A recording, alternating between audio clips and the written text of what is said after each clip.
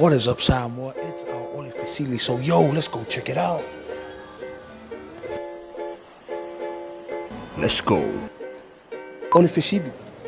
Ole Rover por Kagaka e kupulsisi. Kagaka wa ele sempre Rover por Kagaka. Ele sempre Rover por Kagaka ya de manga ya de Rover. Me ma fua ma Kagaka. Ale li Kagaka. Ele me la fa se vou ma fa Kagaka ma fua.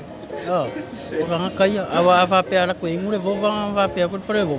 Ale para o vale via ma via. Ele se me la ka o fure vou Kagaka ya. Ora ira nga loko e fa ile me wa me punga ma fa ka fa kingori e mere como foi fa. Ole Rover por Kagaka e ma fua ile le. Bro, o lo. Wa fure Rover. O ele kaka venga le in wa in fia in wevo. Ele kaka venga le in wa ele kaka i ka le kor malam mai se nga so. Pok boy lo mo Rover i mo le kang.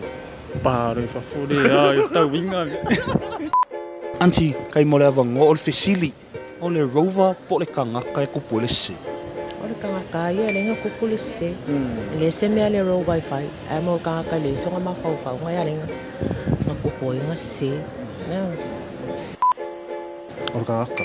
Wa ia Ole Kagaka. Ngai ma fuang kupu i fa pe o se sia me kupu fa fikau. Ole Kagaka i me renga nga.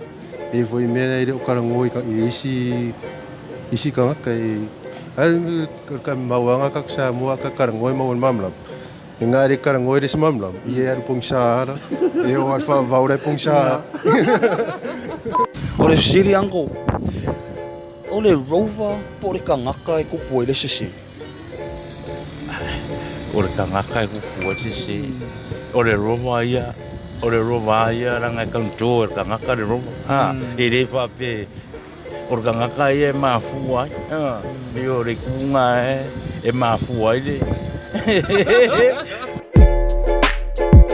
Yo nasa mo Ole Fesili na mo le me. So that is your Ole Fesili for this week.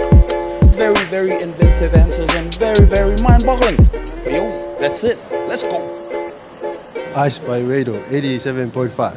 Eyespys Radio on the beat. Let's go. Alrighty then.